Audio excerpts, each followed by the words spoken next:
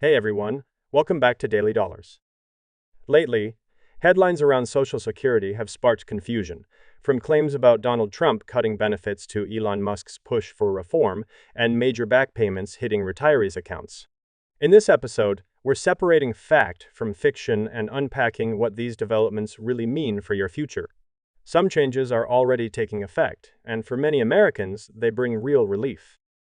But before we dive in, could you do me a favor and like this video, as well as subscribe to Daily Dollars for more Social Security updates? All right, let's get into the facts. Let's start with the elephant in the room.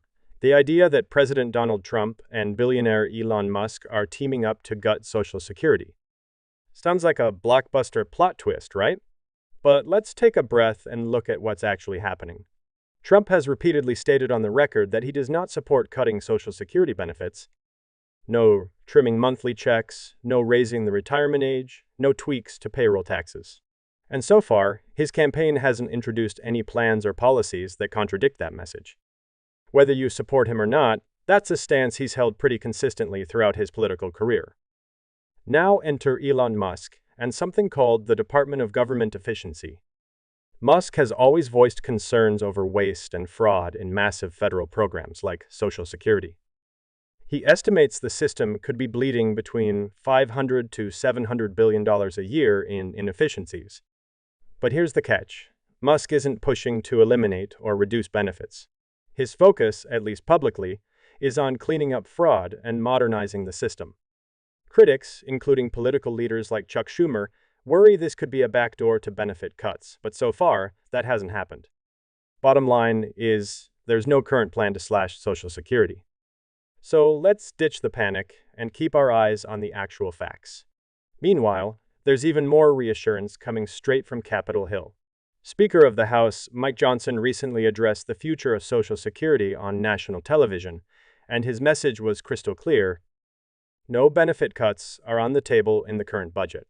But he did call out potential fraud, challenging a government report that claimed it accounts for less than 1% of total spending.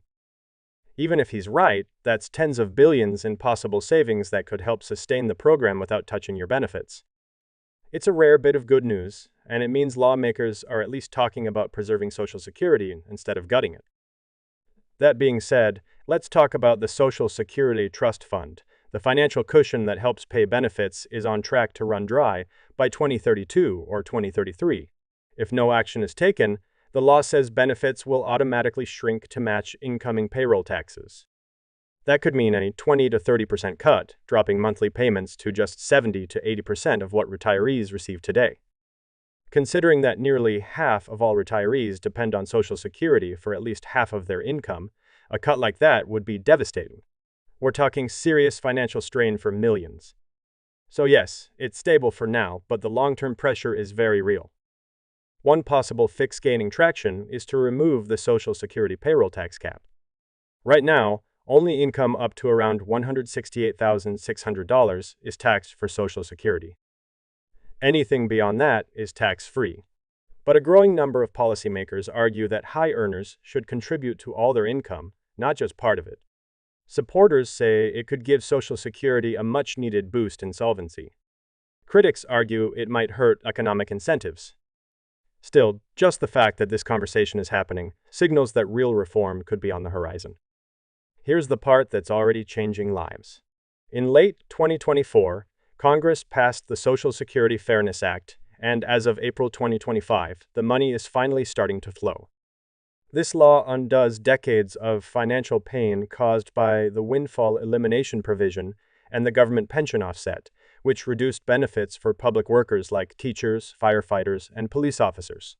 The act doesn't just fix things moving forward, it's retroactive. That means back payments have already begun.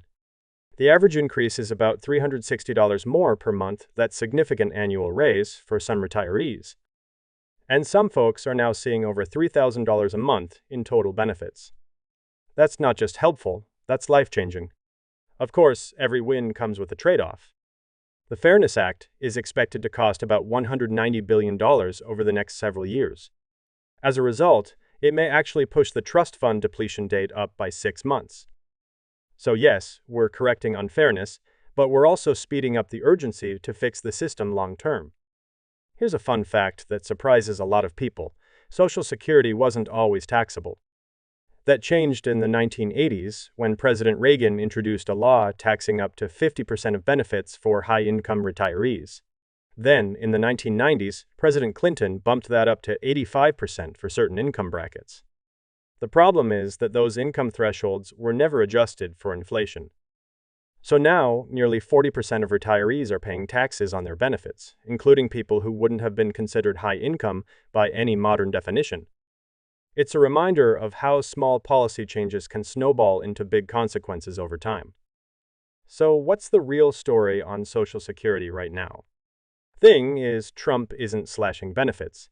No, Elon Musk hasn't proposed cutting payments, just streamlining inefficiencies. And yes, the Social Security Fairness Act is putting real money into retiree pockets. But yes, the system still needs reform and fast. We'll keep tracking this issue closely and bring you only relevant updates. What do you think? Should high earners pay more into Social Security? Was the Fairness Act overdue or too expensive? Drop your thoughts in the comments below. And if you found this breakdown helpful, hit that like button, subscribe, and tap the notification bell so you never miss an important update. Thanks for watching. I will see you next time.